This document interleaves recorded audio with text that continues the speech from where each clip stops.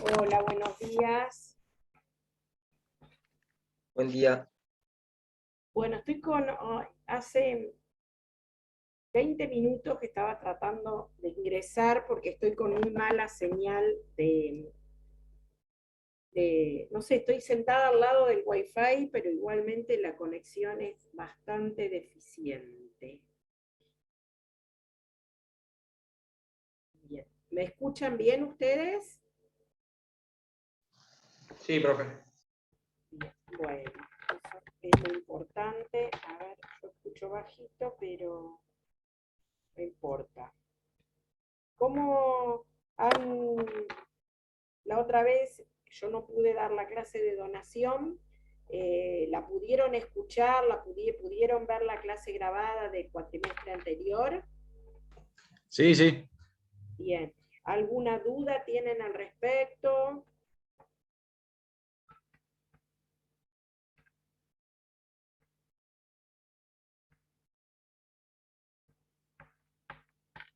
Bien. A mí me Bueno, había, ¿qué tal? Buenos sí. días. Me ¿Cómo? había quedado una duda con respecto a la donación por causa de muerte, porque según lo que entendí, ¿no?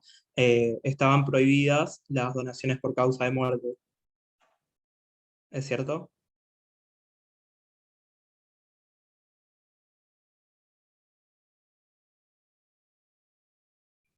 ¿Se escuchó?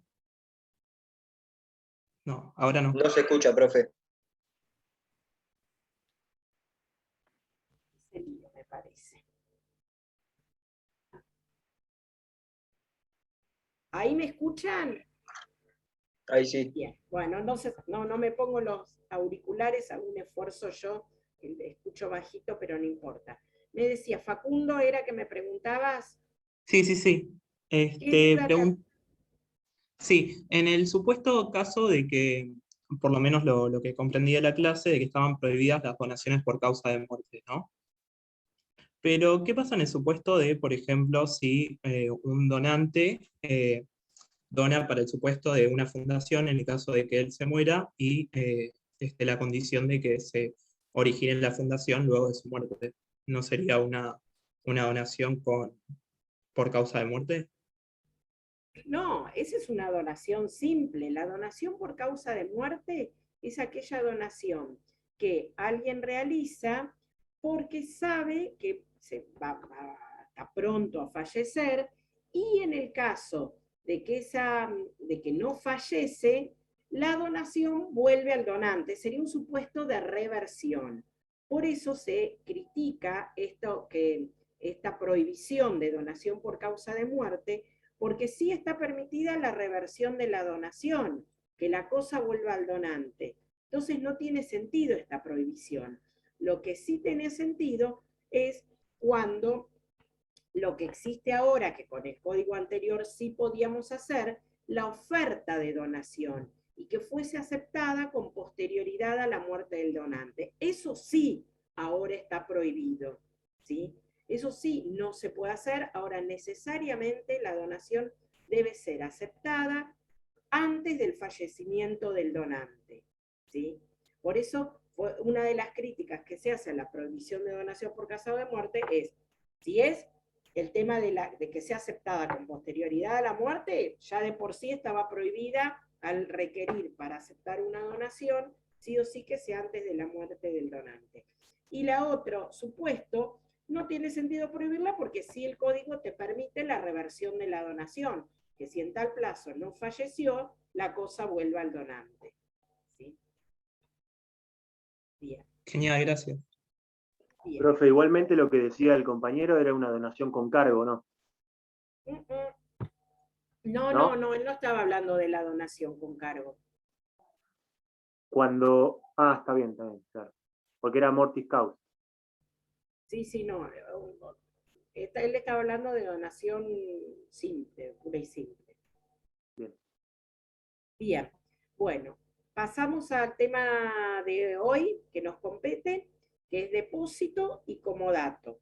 Voy a hablar de depósito primero, que es un poquito más largo, y porque si no llegamos a hablar de comodato, no hay problema, porque yo les subo al campus el PowerPoint y ese contrato re simple, así que ese es un contrato que pueden estudiar solos. Generalmente en las clases a veces yo pido, si algún alumno quiere exponer el tema de comodato, y la clase la suelen dar un alumno, ahora no lo hice porque como justo la clase anterior... Profe, no perdón.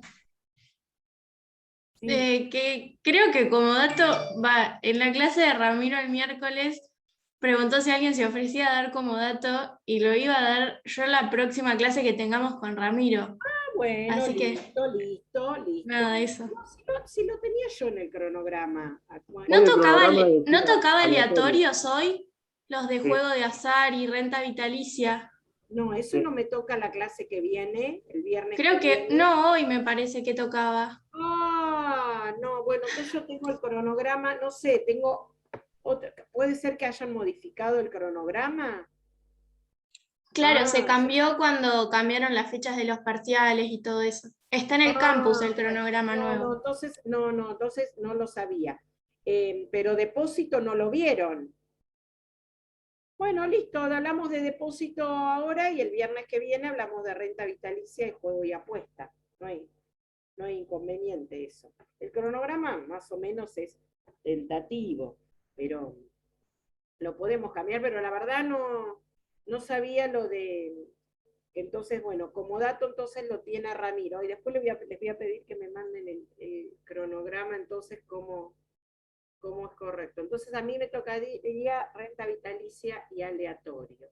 No sé si tengo... Bueno, después me voy a fijar si tengo Power. Lo de juego y apuesta es muy simple, es recortito. Pero... bueno, vamos con depósito y no tiene, a ver, si ustedes tienen el cronograma ahí a mano, ¿depósito es clase mía o lo tiene algún otro docente?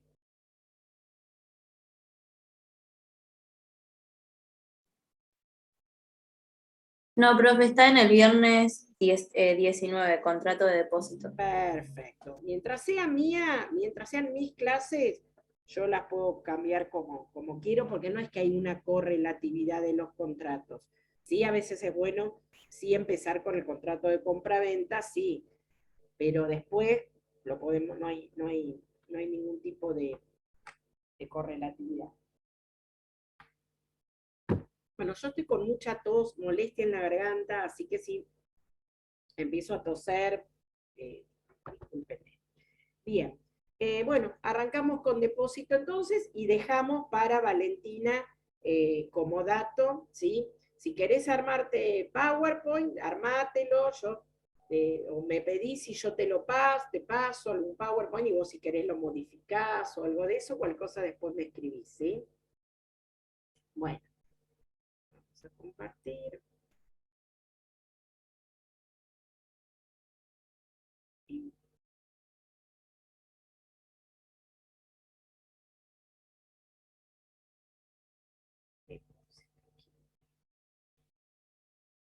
Y el contrato de depósito es un contrato muy fácil, pero a veces es medio un poquito, no es muy largo, pero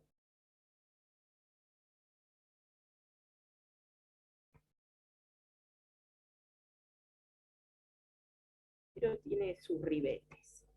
Bien, vamos con el concepto. El contrato de depósito, cuando una de las partes se obliga a recibir de otra una cosa con la obligación de custodiarla y restituirla con sus frutos. Estamos hablando de que una de las partes se obliga, a diferencia del código anterior, donde decíamos que había contrato de depósito cuando una de las partes entregaba una cosa, por lo cual significaba que estábamos hablando de un contrato real, porque se requería para su existencia una entrega efectiva de la cosa. Hoy ya no lo tenemos como contrato real con la reforma, sino que es una de las partes se obliga a recibir la cosa de otra, ¿sí? Y la obligación principal es de cuidarla y custodiarla y luego restituirla. Entonces, decimos que es, como vamos a ver ahora los caracteres, es un contrato consensual. Es uno de los contratos en interés del depositante, ¿sí? Acá el beneficiado va a ser siempre el depositante porque es el que necesita que el otro le cumpla una obligación, que es el depositario que asume la obligación principal de guarda y custodia de esa cosa. Puede ser tanto, la cosa puede ser una cosa mueble o una cosa inmueble. ¿Cómo sería el depósito de una cosa inmueble? Cuando yo le entrego la llave a alguien y le digo, bueno, tal inmueble, cuídamelo, custodiámelo. Caracteres es un contrato de confianza. Esto lo aclaro porque es el carácter principal de este contrato. Van a ver que todo redunda en la confianza del depositante en el depositario. El depositante es quien entrega la cosa, depositario el que la recibe y asume la obligación de cuidarla. Este contrato justamente tiene que ver con la confianza. ¿Por qué? Porque si quien va a entregar una cosa lo hace para que otro se la cuide, es porque le tiene confianza. Si no tiene confianza, no se la va a entregar. O si teniéndole confianza después la pierde, vamos a ver que se la puede pedir en cualquier momento que se la restituya, ¿sí? Porque rige todo el espíritu de este contrato, tiene que ver con este carácter de confianza. Es un contrato bilateral. Si es un contrato gratuito, puede ser unilateral, porque solamente asume, hay ventajas para una sola de las partes, que sería el depositante. Es oneroso gratuito, se presume oneroso, ¿sí? El 1357, antes no lo teníamos esto, establece específicamente que si las partes nada estipulan, se presume que es un contrato oneroso, es decir, que hubo a cambio de un pago por esa guarda y conservación. Bueno, esto ya lo dijimos, de que es un contrato homosexual, es un contrato nominado, y es un contrato dentro de la clasificación, según la función económica y social, es un contrato de custodia. Bien, clases de depósito. El depósito puede ser voluntario o necesario, o también llamado forzoso, ¿sí? El depósito voluntario puede ser regular o irregular. Y el depósito necesario, vamos a ver ahora diferentes supuestos. Después vamos a ver. El depósito voluntario, es decir, aquel que las partes, con su libre albedrío de poder contratar y autonomía de la voluntad, deciden celebrar este contrato, ¿sí? Es regular el depósito.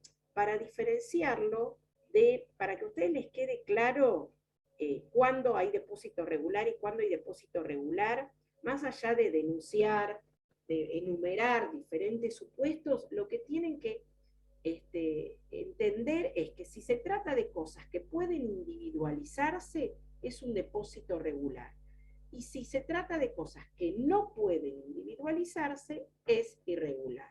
¿Por qué? Porque si uno dice, si se trata de cosas muebles fungibles, es irregular. Sí, pero si yo las cosas muebles fungibles o consumibles las entrego en cajas o bultos cerrados, y el depositario, finalizado el depósito, me tiene que devolver esas mismas cajas, estoy hablando de un depósito regular, pese a que estoy entregando cosas fungibles. Entonces, lo importante para distinguir las dos figuras, si es regular o si es irregular, es si pueden individualizarse, ¿sí? Si yo no puedo individualizarlas, estoy en un depósito irregular. Si me entregan dinero, el típico caso de depósito irregular, el banco, yo deposito dinero en el banco no me devuelve el mismo billete que yo deposité, me va a devolver otro de la misma especie, calidad y cantidad. En cambio, si yo entrego a un galpón, a un auto para que me lo guarden, después pido que me devuelvan el mismo auto, y estoy hablando de depósito regular. Si yo estoy entregando dinero en una caja que está cerrada, sellada, ¿sí?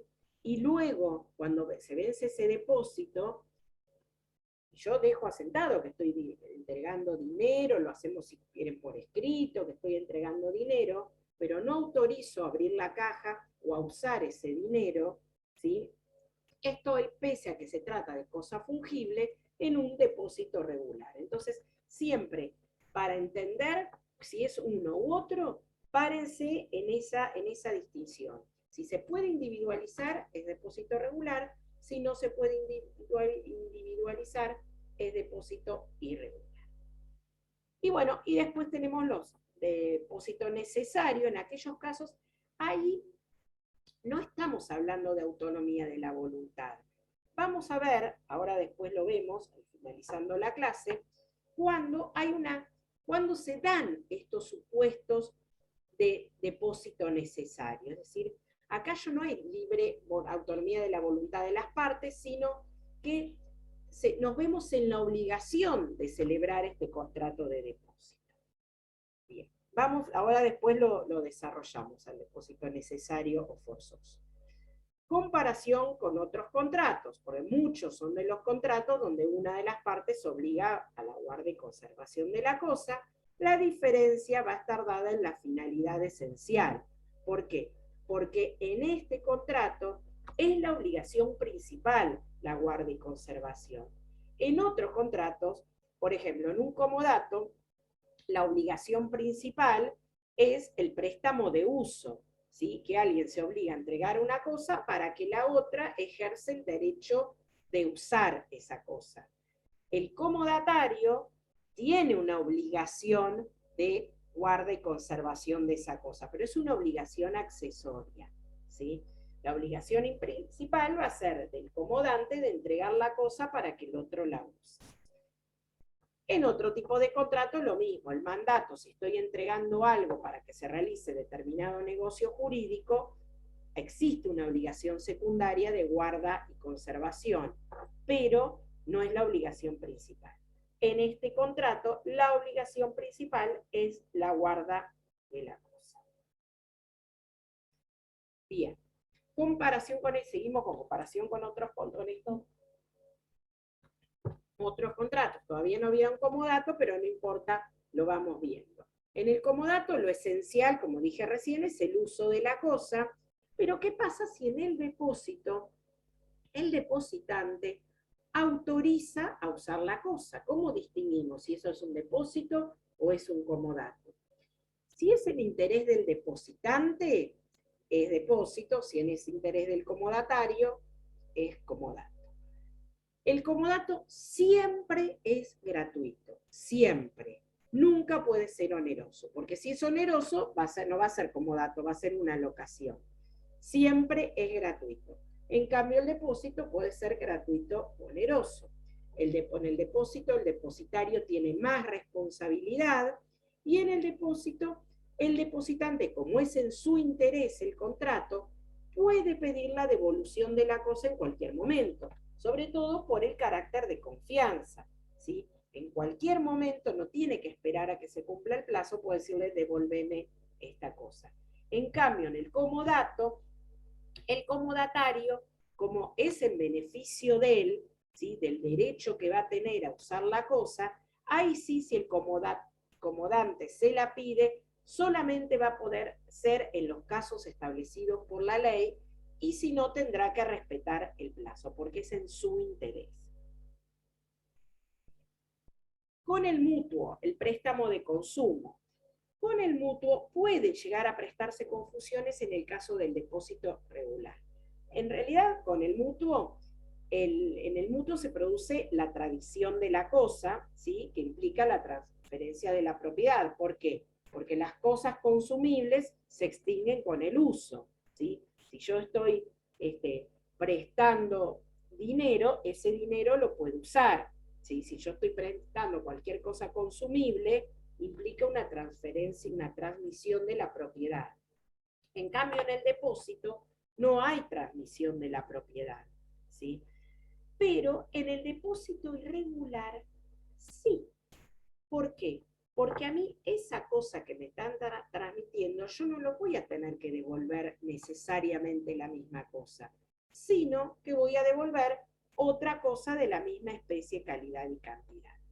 Entonces, para diferenciar depósito de mutuo, también tenemos que ver el interés de quién es. Sabemos, dijimos, del depósito es de interés del depositante, pero no el mutuo es el interés del mutuario, quien tiene el uso y goce. Recuérdense que en el depósito, al ser préstamo de consumo, es uso y goce. En el depósito, el que paga la retribución es el que entrega la cosa, es decir, el depositante es el que paga, por eso el carácter oneroso, para que otro se la cuide. En cambio, en el mutuo, el que paga es el mutuario, porque si a mí me prestan dinero, yo después lo voy a tener que devolver con intereses. Ese es el préstamo, ¿sí? El carácter oneroso del mutuo tiene que ver con esos intereses que yo voy a tener que devolver. El depósito puede exigir en cualquier momento, en el mutuo no. Promesa de depósito. Ahora no tenemos mucho problema, esto era interesante antes de la reforma. ¿Por qué? Porque como era un contrato real, no existía hasta que no había efectiva entrega de la cosa. Pero sí había un artículo del código anterior que posibilitaba la promesa de depósito, es decir, que si alguien entregaba, como se comprometía, si se obligaba en este contrato como una obligación personal, si bien no podía exigirse el cumplimiento, el depositario no podía exigirle el cumplimiento, porque obviamente si es un contrato de confianza, el depositante dice, no, mira, en realidad yo celebré el contrato, pero me hablaron mal de vos, entonces me arrepiento y no te tengo confianza. No se le puede exigir la entrega de la cosa. Lo que sí podía hacer el depositario era exigirle el daño al interés negativo, ¿sí? Es decir, si había realizado gastos, ¿sí? Por ejemplo, qué sé yo, las cosas depositadas eran mercadería perecedera y el depositario había comprado un motor de estos que generan frío, y entonces sí, podía reclamarle por los gastos, ¿sí? Hoy, con la reforma del código, si bien no se puede exigir el cumplimiento, sí puede llegar a dar lugar a la acción de daños y perjuicios, ¿sí?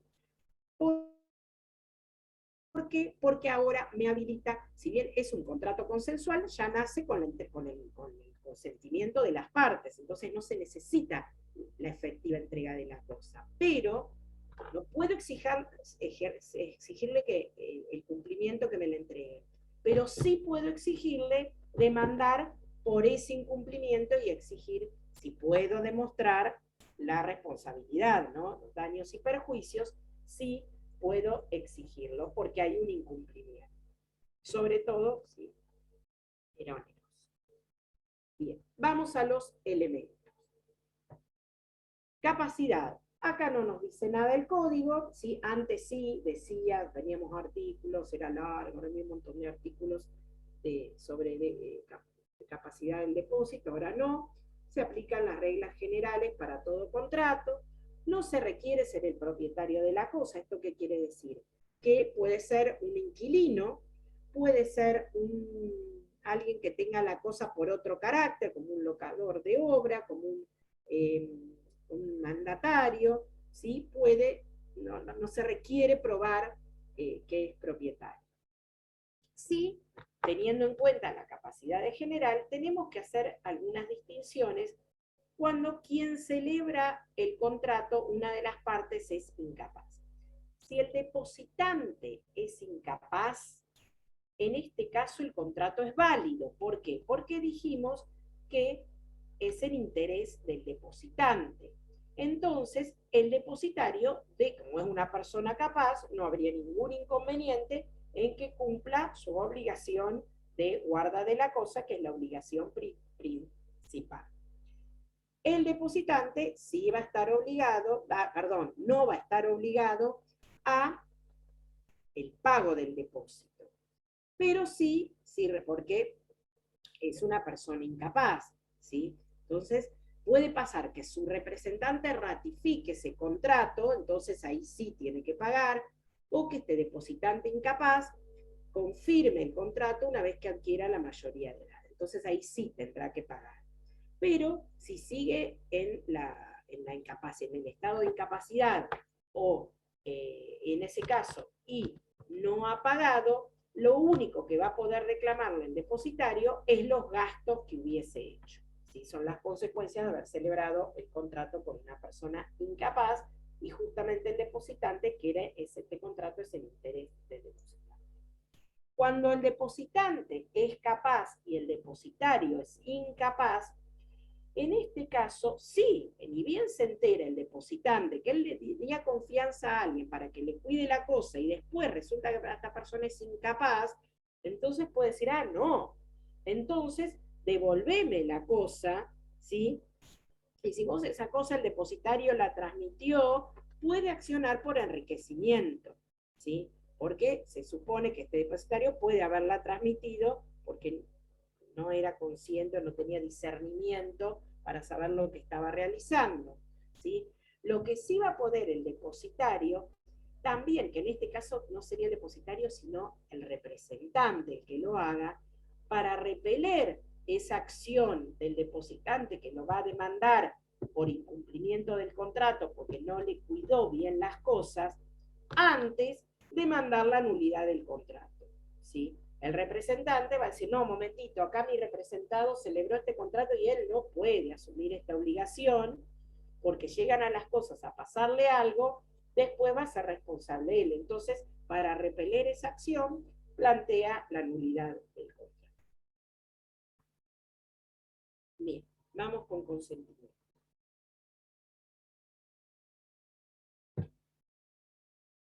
También acá se aplican las reglas generales, oferta, aceptación, para la formación del consentimiento.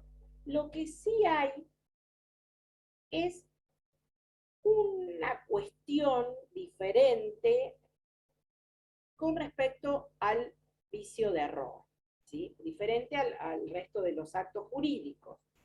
¿Por qué?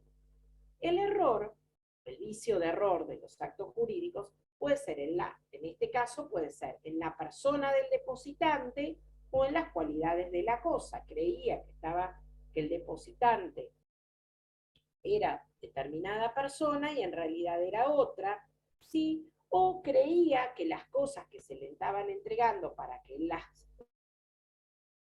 guarde eran de determinadas cosas, de determinada calidad, y en realidad eran otras. Es decir, puede pasar, por ejemplo, yo siempre pongo un ejemplo así burdo, obvio, es decir, yo creo que me están entregando bolsas de harina, ¿sí? Y en realidad era otra sustancia, polvito blanco, que no era precisamente harina. Ahí hay un error en las cualidades de la cosa. Pero también, para no hacerlo tan yéndonos al derecho penal, más el derecho civil, puedo creer que me están entregando, sí, granos de trigo o harina, y resulta que esos granos de buena calidad, esos granos de trigo, estaban con alguna peste, ¿sí? Con algún tipo de bichito, algo, que yo, que soy un acopiador de cereales, resulta que esos granos hacen que se me extienda esos bichitos para el resto de otros cereales que también estaba yo guardando en calidad de depósito. ¿Sí? Entonces, ¿qué pasa acá? Cuando hay un error en la persona o en las cualidades de la cosa, ¿qué pasa si yo estoy en los actos jurídicos en general? ¿Sí? ¿Qué pasa? A ver, quiero verles las caras. Piense y responda. Si yo en los actos jurídicos en general, en un acto jurídico, hay un vicio de error, ¿qué hago? Yo el perjudicado. Si es esencial, se puede pedir la nulidad. Puedo pedir la nulidad, ¿sí? ¿Están de acuerdo? Bien, pero ustedes no han visto derecho procesal. Y yo les cuento, la acción de nulidad es un proceso ordinario, ¿sí? Nosotros tenemos procesos ordinarios, sumarios y sumarísimos. La acción de nulidad, el proceso ordinario, es el que tiene plazos más largos, ¿sí? Traslado de la demanda, el ofrecimiento de prueba, la producción de la prueba. Entonces, si yo tengo que demandar la nulidad de ese contrato por un proceso ordinario, hasta que ese proceso finalice, voy a tener años. Cuando en realidad acá urge, porque yo estoy asumiendo la guarda y conservación de las cosas que pueden ser perjudiciales. Entonces, lo que el código hizo fue darle una solución mucho más práctica. Lo había hecho antes el Código Civil en el 2184, decía, el depositario, en el caso de error en la persona del depositante o en las cualidades de la cosa, puede devolver la cosa. No es necesario pedir la nulidad del contrato. ¿Sí? El 1359 no dice nada. Se supone que si es gratuito, el contrato se puede devolver en cualquier momento, ¿sí? Porque no, a mí no me pagaron nada por la guardia y conservación, yo me entero que las cosas no son de las cualidades prometidas, la devuelvo. Pero si es oneroso, no dice nada acá el código. Lo que sí se ha entendido, la doctrina ha entendido, que igual puede devolverla si ese error es en las cualidades de la cosa. ¿Sí? En ese caso, igualmente podría devolver la cosa, ¿sí? Sin necesidad que se cumpla el plazo. ¿Por qué? Porque si no, puede ser perjudicial para él. Y en ese caso también al depositante, después vamos a ver cuando veamos las obligaciones, que le va a convenir, porque si el depositario otras cosas se deterioran por culpa de las cosas depositadas, le puede exigir un resarcimiento. Entonces, en ese caso, más vale que el depositante las acepte cuando se las devuelva. Bien, esto con consentimiento es eso nada más, después es igual que en todo contrato, oferta, aceptación. Forma y prueba. A ver, cuando yo digo esto, no quiero decir que no hay consentimiento. Esto lo aclaro porque nos ha pasado en algún parcial que explican lo del error y como que se olvide, como que no hay, en el depósito no se necesita el consentimiento. Por favor, sí, tiene que haber oferta, aceptación, porque es un contrato, como regla general de todo contrato, eso sí. No es que solamente es el punto del error y después no hay oferta de aceptación. Sí, son las reglas generales. Forma y prueba. Es un contrato no formal, puede ser hecho aún verbalmente. Obviamente que si quiero asegurarse poder probarlo en juicio, tengo que hacer hecho por escrito, pero no es obligatorio, como el contrato de locación, ¿sí? Que es una forma ad probationem. Acá no. Si las partes quieren, lo hacen por escrito y se sugiere y es lo más conveniente. Pero si no, lo hacen como quieran. El 1377, que regula específicamente las casas de depósito, es decir, aquellos establecimientos que es su profesión, su función, guardar y conservar cosas, en ese caso sí deben ser hechos por escrito. ¿Sí? Puede, con respecto a la prueba, el contrato de depósito, como es un contrato no formal, puede hacerse por cualquier medio de prueba, pero ojo, esto cuando hablábamos de prueba, yo ya lo había dicho, hay que tener cuidado con la prueba confesional. ¿Por qué? Por la indivisibilidad de la prueba confesional. La prueba confesional, yo le dije, en la absolución de posiciones, las respuestas son por sí o por no, ¿sí? Con lo cual, yo no puedo, cuando formulo la posición, que es la pregunta, decir, usted tenía tal cosa en calidad de depósito y no la devolvió, y me pueden contestar sí o no, nada más me tienen que contestar, y yo no puedo dividir, sí, tenía la cosa en calidad de depósito, pero no, o sí, pero sí la devolví, o no, no la devolví, ¿sí? Entonces, porque es toda una, entonces hay que tener cuidado si ofrezco la prueba confesional. Si se realizó por escrito, recuerden, vamos a prueba de los contratos que tienen una forma, no nos alcanza solo con testigos. ¿Sí? Si estaba hecho por escrito, tengo que tener algo más o poder demostrar la imposibilidad de prueba escrita, principio de ejecución o principio de prueba por escrito. El caso del ticket de guardarropa que lo hablábamos cuando hablamos de prueba. Vamos a los efectos. Efectos son las obligaciones.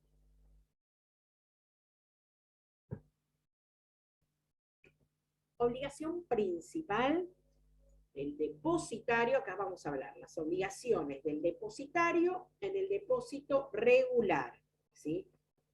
En el que debo devolver la misma cosa.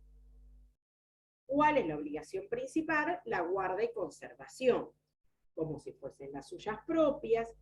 En caso de caso fortuito o fuerza mayor, está eximido, salvo que hubiese perecido por su culpa, ¿sí? O mora en restituirla, ¿sí? Aunque haya caso fortuito o fuerza mayor, si él no la restituyó en el plazo, sí va a ser responsable. Debe dar aviso de los gastos necesarios o urgentes, es decir, si la cosa está deteriorándose, tiene que avisarle al depositante para que éste realice esos gastos que sean necesarios, ¿sí? Para que la cosa no perezca. Porque si no le dice nada, sí va a ser responsable. Otra de las obligaciones, que es también una obligación secundaria, es la obligación de no divulgar y guardar secreto. Es decir, si me dieron las cosas en caja, no las abro, ¿sí? Y acá, si las abrí, o si cosas que me dieron y no me habían autorizado a usarlas, las usé, en este caso, él cambia la naturaleza del contrato, ¿sí? ¿Por qué? Porque si es una cosa mueble, no me habían autorizado a usarla y yo la usé, ese contrato de depósito se transforma en una locación. Si me dieron un auto, para que un cuatriciclo en el verano, gente que viene de Buenos Aires, tiene un cuatriciclo acá en Mar del Plata, me autoriza a que yo se lo guarde. Y no me habían autorizado a usarlo y yo lo usé. En ese caso, el voy a tener que pagar como si fuese una locación, ¿sí? Desde el día que me la entregaron, ¿sí? En el caso de que me hubiesen dado a guardar dinero, no me habían autorizado a usarlo y yo lo usé, en este caso debo intereses, es decir, cambia la naturaleza del contrato y se transforma en un mutuo. La obligación de guardar secreto, ¿sí? Por ejemplo, es decir, yo no puedo me dieron a guardar autopartes o estéreos, y yo le cuento al almacenero de la esquina, le voy contando que me vinieron a guardar, tengo sí, acá tengo el depósito lleno de estéreos. Cállate la boca, ¿sí? Salvo que esté expuesto a penas o multas, es decir, me dieron a guardar material inflamable, ¿sí? De pirotecnia, por ejemplo, que yo sé que es pirotecnia ilegal. Entonces, ahí sí, estoy eximido de la obligación de guardar secreto y yo puedo ir a la policía y decirle, miren, che, acá me dieron a guardar esta pirotecnia, yo pensé que era todo legal y resulta que es material que es ilegal. Entonces ahí, obviamente, sí puedo, está eximido el depositario de la obligación de guardar secreto.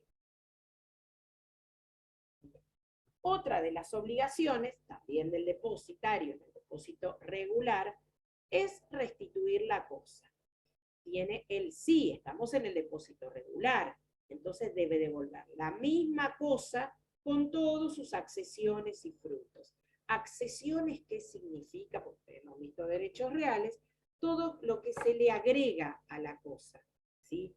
Puede ser que por la misma naturaleza de la cosa tenga, se incremente, esa cosa se extienda, se haga más grande. Entonces, en ese caso, eso se llama accesiones, ¿sí? Es fácil de entenderlo en caso de cosas inmuebles, ¿sí? Si yo tengo un terreno al lado de una laguna, ¿sí? Esa laguna ese terreno tiene determinados metros cuadrados, pero esa laguna se seca y el terreno va a ser más grande. Entonces, ahí sería una adquisición de tierra por accesión, ¿sí? Eso es más claro de verlo en las cosas inmuebles. ¿Solo por naturaleza, profe? ¿Cómo? ¿Solo por naturaleza? Las accesiones, digo. Es que sí, ¿cómo te parecería que, porque si vos lo haces por la actividad humana, ya no es accesión, es una mejora. Perfecto, gracias. Si construís otra habitación, es una mejora, ¿sí? Bien. Y frutos, ¿sí? Si me dieron calidad de depósito,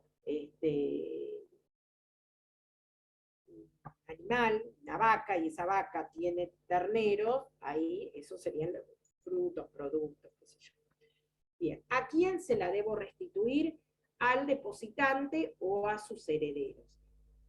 ¿Sí? Vamos a ver que este contrato no se extingue por muerte, ¿sí? Continúa respecto de los herederos. Entonces, al depositante o a sus herederos. ¿En qué lugar? En el establecido en el contrato o en el lugar donde se realice el depósito, salvo todo esto que las partes pacten otra cosa. Lugar, ¿sí? Tenía un plazo, ¿sí? En el plazo establecido en el contrato, ¿sí? El plazo es para el depositario. ¿Por qué? Porque el depositante en cualquier momento, el depositante no es necesario que respete el plazo, porque es un contrato de confianza y si esta confianza la pierde, puede pedir que se le restituya en cualquier momento. Lo que sí tienes el depositario es derecho de retención, es decir, si se trataba de un contrato oneroso y el depósito ese no se le pagó, él puede retener la cosa hasta que se le efectúe el pago. Esto es el derecho de retención del 2590. En ese caso, sí, el depositario puede retener esta cosa hasta que se le pague.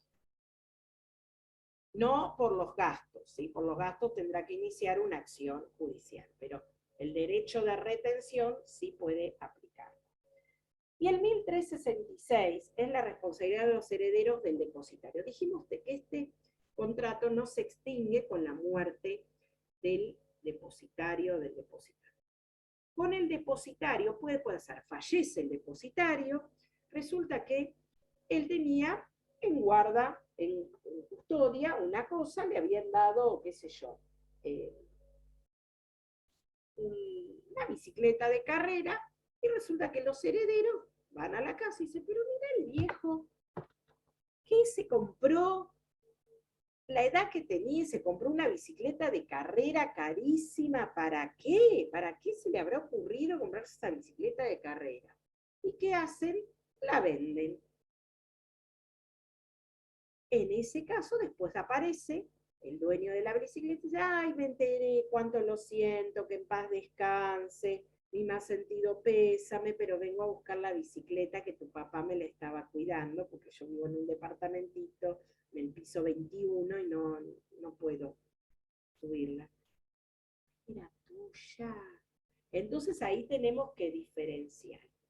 Si el heredero es de buena fe, en ese caso no va a estar obligado a ningún tipo de resarcimiento, con que le devuelva el precio obtenido, ¿sí? Ahí ya está, ya cumple, ¿no? Y el tercero va a estar protegido, ¿sí? Por ser poseedor de buena fe también. Si el tercero era de mala fe, es decir, este heredero, perdón, era de mala fe, el heredero sabía y dijimos, vamos a apurarnos, la vendemos, y después decimos, acá no había nada, no, estaba vacío el garage, no había nada acá guardado. En ese caso, si se prueba la mala fe, devuelven el precio más daños y perjuicios, ¿sí?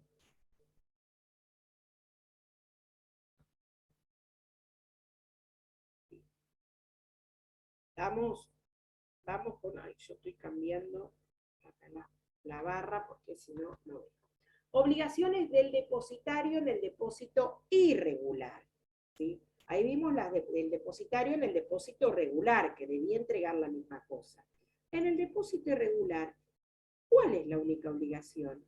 Entregar la misma especie, calidad y cantidad. Porque acá no es necesario que con la cosa hubiese hecho lo que quiera, se la transmitió un tercero, porque se transmite el dominio de la cosa en el depósito irregular. Acá, la única obligación que tiene es la misma especie, calidad y cantidad. El caso del banco, que yo deposito dinero en la cuenta, y el depositario, el banco me está obligado a entregar la misma especie, calidad y dinero, no el mismo billete. Ojo, no es la caja de seguridad, ¿eh? La caja de seguridad no es depósito.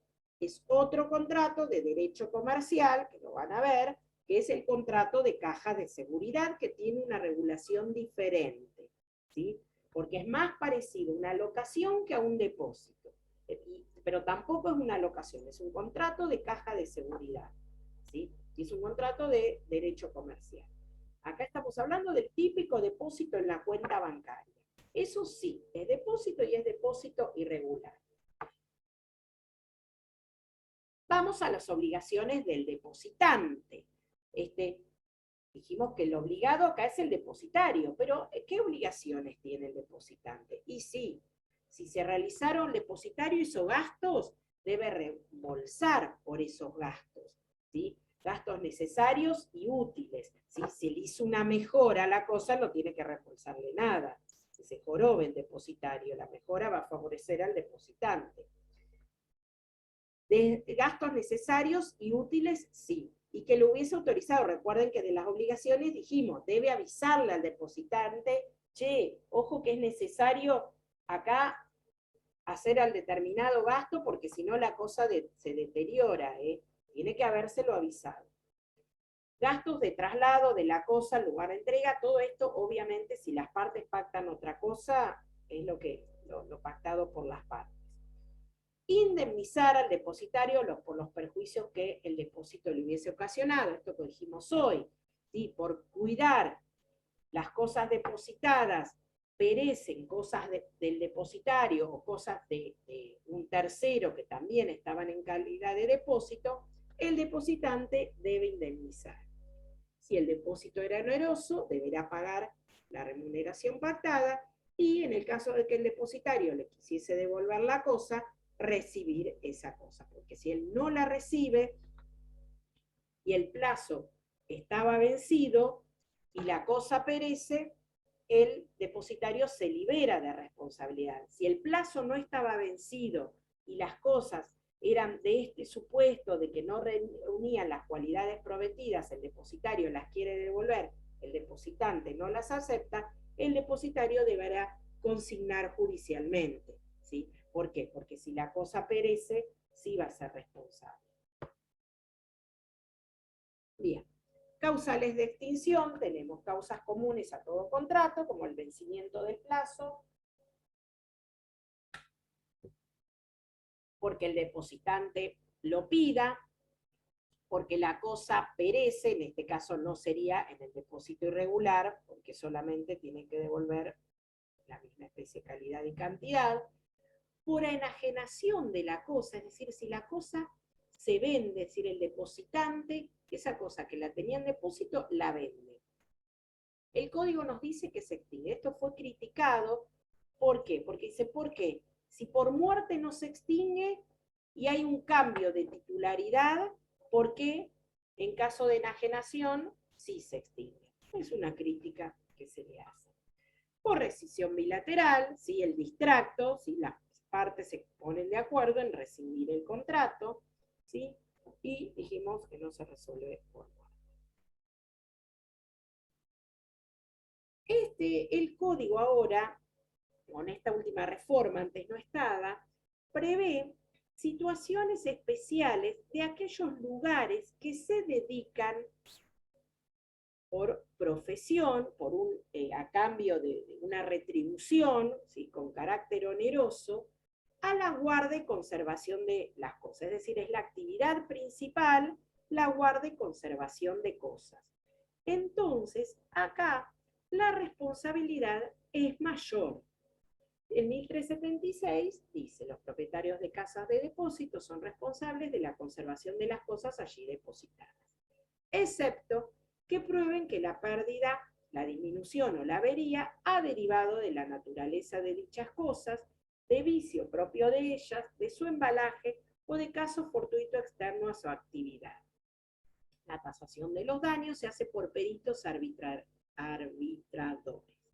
Es decir, en este caso específicamente regula en qué casos va a eximirse de responsabilidad este depositario que asume esa obligación de guarda y conservación. Y además debe dar recibo de las cosas depositadas. Esto que hablábamos de la formalidad, ¿sí? Acá necesita entregar, que quede una constancia de qué cosas están entregadas y qué tipo de cosas, el estado en que se encuentra esa cosa, peso, cantidad, medida, etc. Y el inciso B que dice, permitir la inspección de las cosas recibidas en el depósito al depositante o que éste indique. Es decir, puede, si el depositante quiere ir a ver cómo están los muebles que guardó, porque en su casa ya no le entran más, entonces los dejó en estos depósitos, guardamuebles se llaman, y quiere ir cada tanto a verlos, a ver que no se le apolillen, que no se deterioren, sí está permitido. Estas cosas fueron reguladas porque eran los que por ahí más planteos se hacían a nivel judicial de reclamo. Profe, cuando habla de embalaje que haya hecho el depositante. Perdón, ¿no? háblalo más fuerte porque yo no escucho nada. En el 76, cuando habla de embalaje que haya hecho el depositante, ¿no? No el depositario. Sí. Esto tiene que ver con cómo están envueltas las cosas, ¿sí? Tal vez ese deterioro, si debían ser cosas envueltas en, qué sé yo, en determinado material para que no se deterioren y ese embalaje se deteriora y la cosa perece, entonces ahí es responsable, ¿sí? Perdón, no es responsable, se exime de responsabilidad. Bien. Vamos al depósito necesario, ¿sí? Hasta ahí hicimos depósito voluntario, cuando las partes, autonomía de la voluntad, celebran este contrato consensual de depósito. Vamos al depósito necesario. Acá ya no hay tanta voluntariedad, o la que hay es un poco forzada, ¿sí? Porque el 1368 nos dice, el depósito necesario es aquel en que el depositante no puede elegir la persona del depositario porque sucedió algún acontecimiento que lo somete a una necesidad imperiosa y el de los efectos introducidos en los hoteles por los viajeros. Es decir, son esos los dos supuestos de depósito necesario, depósito forzoso. Caso de necesidad imperiosa, antes el código enumeraba todos los supuestos que se consideraban necesidad imperiosa. Hablaban de terremoto, maremoto, no sé, inundación, así una enumeración. Pero, como podían suceder otros hechos, ahora lo que se habla es de necesidad imperiosa, ¿sí? Se engloba bajo el término de necesidad imperiosa.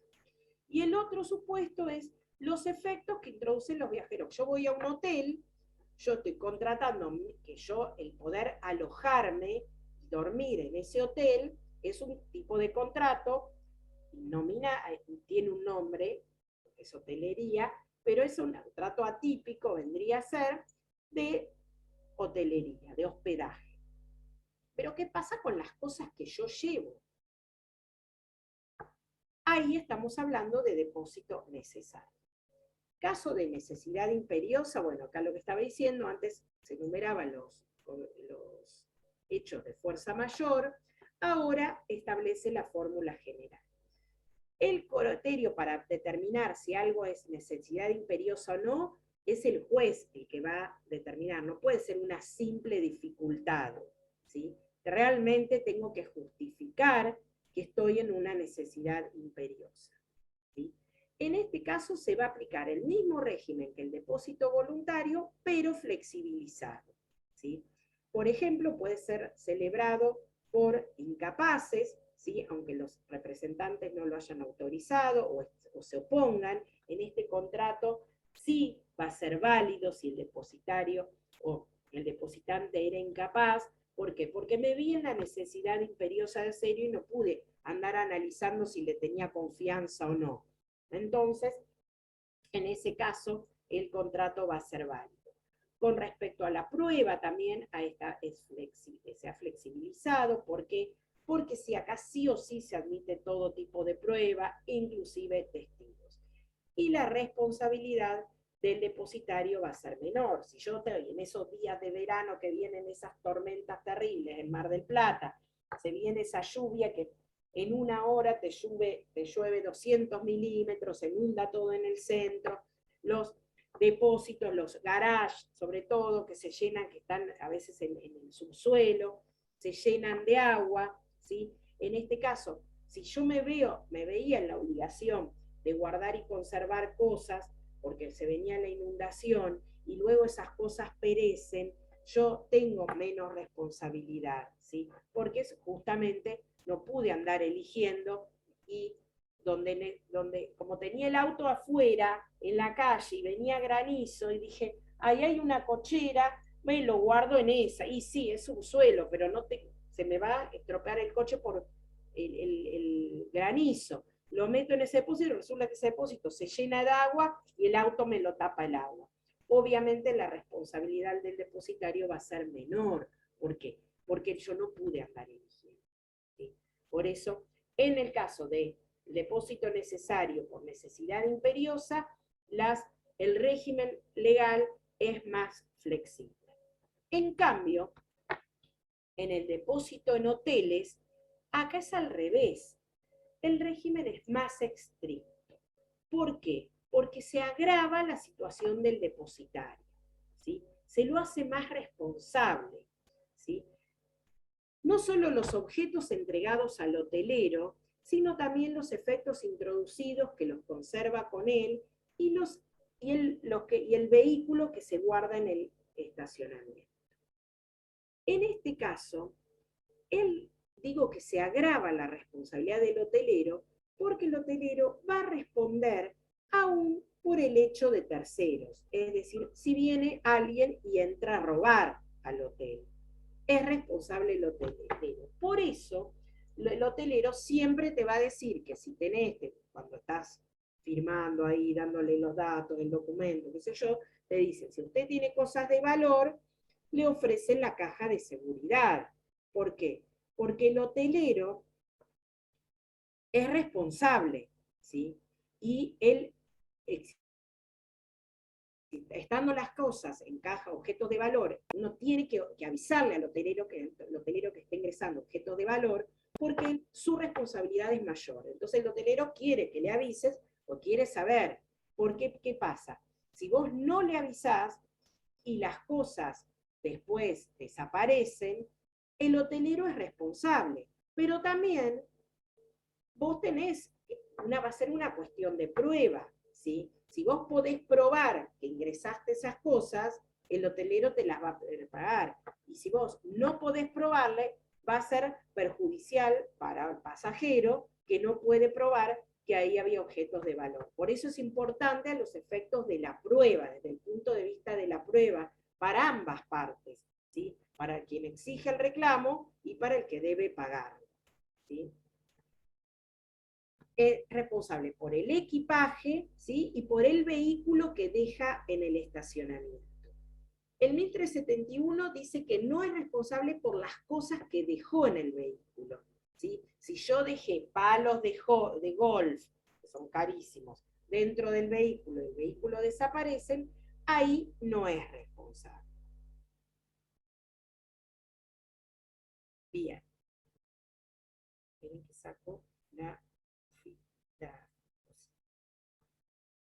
Esta responsabilidad del depósito y los hoteles, el 1375 la extiende no solamente a los hoteles, sino también a hospitales, sanatorios, casas de salud y deporte, por ejemplo, clubes, restaurantes, garages, playas de establecimiento, y deja libre, con un criterio amplio, establecimientos similares que ofrecen servicios a título oneroso.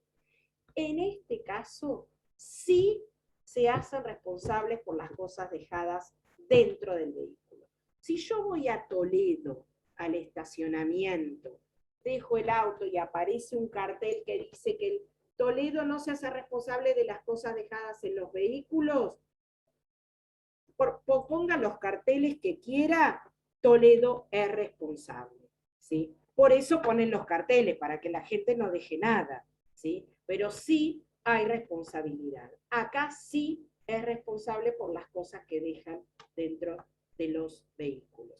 No en los hoteles, porque los hoteles te ofrecen, si tenés cosas de valor, la caja de seguridad, ¿sí?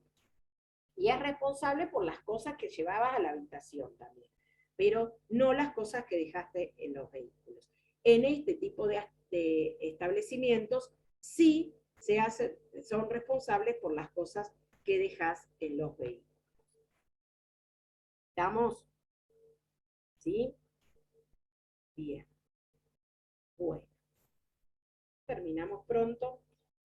Entonces, es un lindo contrato, es un contrato fácil. No sé cómo vamos a hacer en esta parte, en esta segunda parte, si tomaremos oral o tomaremos escrito, ¿sí? Pero si se llega a tomar oral o el recuperatorio ser oral, a veces les decimos que elijan algún contrato para empezar a hablar y elijan un contrato fácil, ¿sí? No se compliquen la vida. A veces dicen, no voy a elegir el más fácil porque va a pensar el profesor. No, elíjanlo. Después nos hartamos porque eligen todos como dato y nos hartamos de escuchar como dato. Pero son lindos contratos para empezar a hablar si lo hacemos así. A veces no dejamos elegir por una cuestión si son muchos, que se hace muy largo el examen y así preguntamos tipo ping-pong del programa, así que todo puede ser, pero es un contrato que es fácil. Bueno, voy a sacarles una fotito porque me pide después el doctor Vega que le mande una fotito. Y me había dicho la otra vez, acá están todos con el nombre, ¿no? Que hay una forma participantes. A ver, déjenme ver. Que me aparece, acá está la lista de participantes. ¿Sí? Y ahí es más fácil para como tomar lista.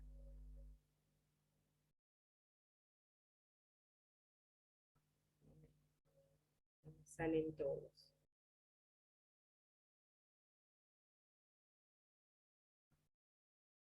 Creo que ahí sale todo. A ver.